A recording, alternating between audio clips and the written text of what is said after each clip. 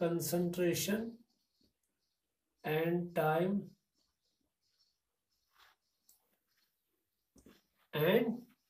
फिर हम क्या करेंगे, इसमें भी हम क्या करेंगे, प्लॉट करेंगे graph between concentration and time. तो एट एनी टाइम हम भी निकाल सकते हैं, एट एनी टाइम, जिसको हम इंस्टेंटेनियस, तो वहां पे हम फिर क्या डालते हैं शब्द टेंजेंट वगैरह, वो तो उस कर्व का जो टेंजेंट होगा, स्लोप होगा, वही हमें उस रिएक्शन की रेट वगैरह दे सकता है।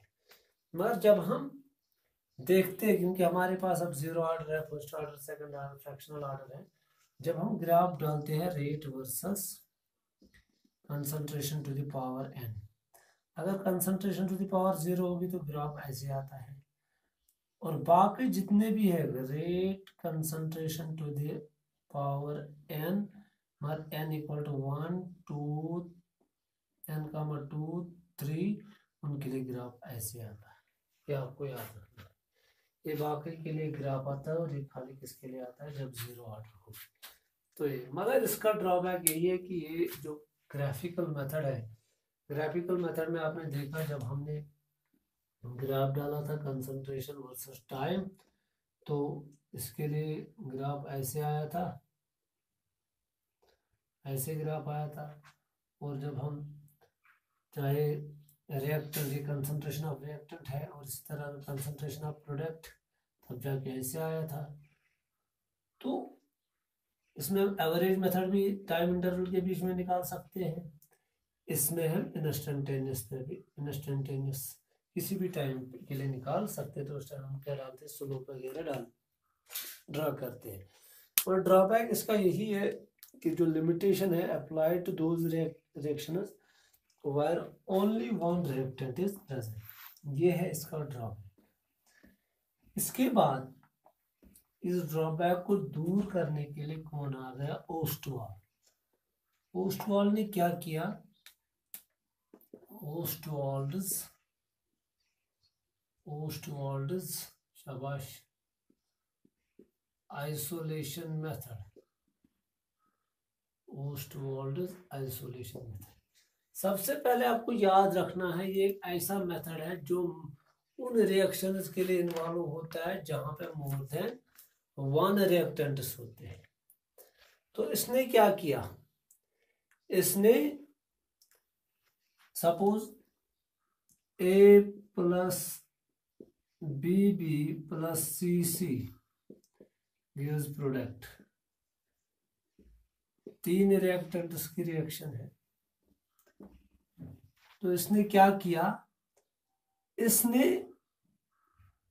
रेट को रिप्रेजेंट करने के लिए, रेट लॉ को रिप्रेजेंट करने के लिए, या रेट कांस्टेंट को मेंशन के लिए, या ऑर्डर ऑफ रिएक्शन को रिप्रेजेंट करने के लिए, सपोज अगर मैं इसकी पहले जनरल रेट लिखूंगा, वो क्या आएगा, रेट इक्वल टू शाबाश के A to the power A, B to power B, and C to power C. मगर इसने क्या किया, इसके मुताबिक इसने इस रिएक्शन का रेट ला एक्सप्रेस करने के लिए, रेट कांस्टेंट को रिप्रेजेंट करने के लिए, या ऑर्डर ऑफ रिएक्शन को रिप्रेजेंट करने के लिए इसने क्या किया, इसने एक ही रिएक्टेंट की कंसंट्रेशन को चेंज किया, और बाकी रिएक्टेंट्स की जो कंसंट्रेशन है उसको क्या किया, उसको कांस्टेंट रखा। सपोज हर टाइम पे पहले इसकी चेंज की, इन दोनों को कांस्टेंट रखा, इसकी चेंज की, इन दोनों को कांस्टेंट रखा, इसकी चेंज की, इन दोनों को कांस्टेंट रखा। सपोज अभी इसने इस रिएक्शन का रेट ला, रेट कांस्टेंट और ऑर्डर ऑफ रिएक्शन एक ही रेस्पेक्ट में निकाला। तो इसने क्या देखा, इसने बताया कि अगर इसकी रेट लिखी जाएगी तो वो क्या, क्योंकि इन दोनों का क्या है कांस्टेंट, तो इसने क्या लिखा, रेट इक्वल टू शाबाश के नॉट शाबाश ए टू पावर ए, क्योंकि ये के नॉट क्या रिप्रेजेंट करता है कि इनके लिए एक नया कांस्टेंट, क्योंकि एक नया का कांस्टेंट क्यों आ गया, क्योंकि इसने इनको क्या रखा, शाबाश कांस्टेंट। तो ये जो ए है, ये क्या हमें देता है, order of reaction with respect to A. तो ये हम निकाल सकते हैं इस ए का ऑर्डर विद, जो आपने बताया, जो मैंने आपको यहाँ पे बताया, ए जो है, ए क्या है इस रिएक्शन में, order of the reaction with respect to A. The value of A, that is the order of reaction with respect to A.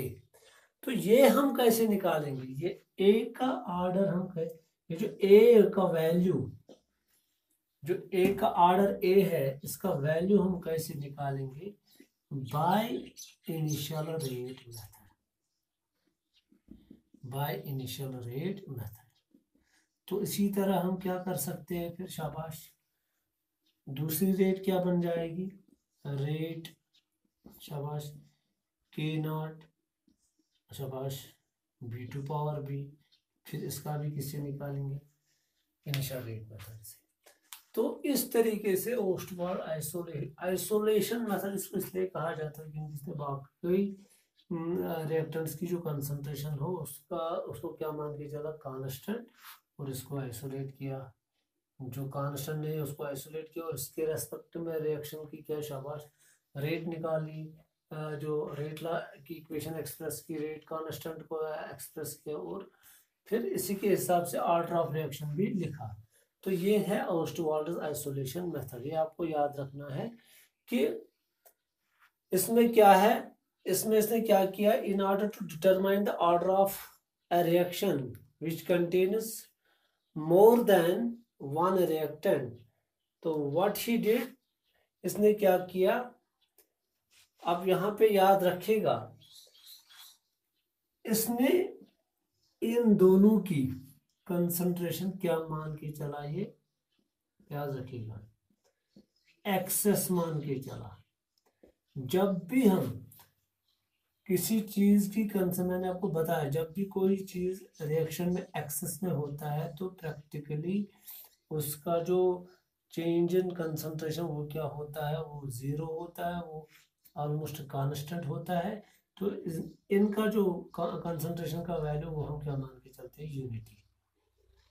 ये आपको याद रखना है। क्या किया इसने जिसके रेस्पेक्ट में इसको रिएक्शन की रेट, ऑर्डर वगैरह निकालनी है, उसकी कंसंट्रेशन को खाली चेंज किया, और बाकी जो रिएक्टेंट्स थे उनकी कंसंट्रेशन को क्या लिया, एक्सेस। और जब भी हम किसी की कंसंट्रेशन एक्सेस मानते हैं तो उसका वैल्यू क्या हम मान के वो कांस्टेंट रह जाता है, तो उसके बदले हम क्या लिखते हैं, यूनिटी, यूनिटी मतलब 1, तो यहाँ पे एक नया रेट कांस्टेंट बन जाता है।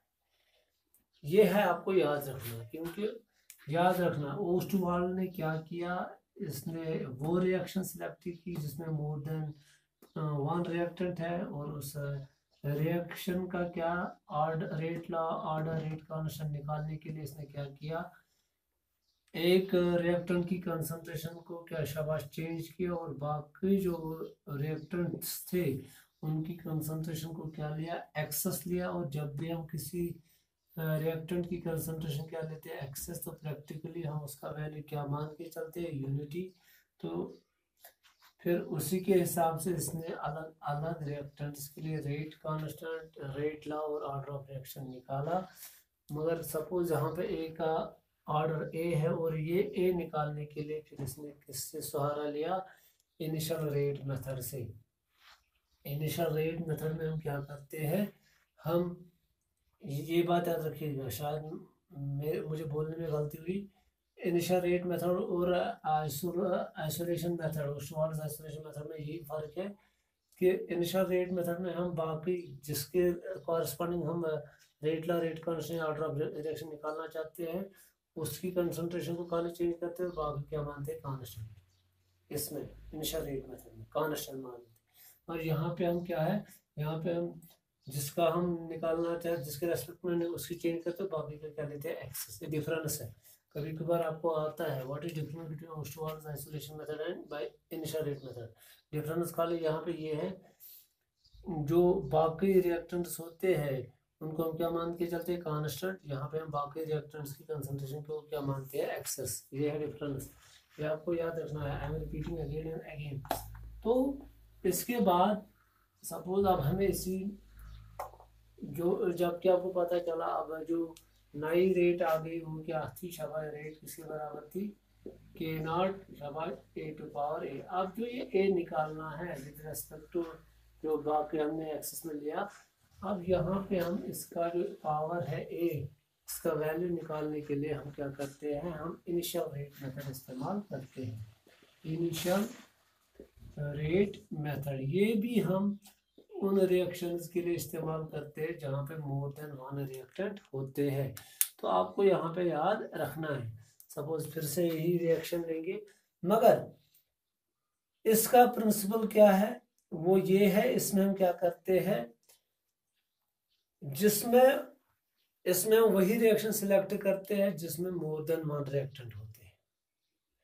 और बेसिक प्रिंसिपल क्या है, खाली एक रिएक्टेंट की कंसंट्रेशन को हम क्या करते हैं, चेंज करते हैं, और बाकी की जो कंसंट्रेशन है उसको हम क्या मानते हैं, कांस्टेंट।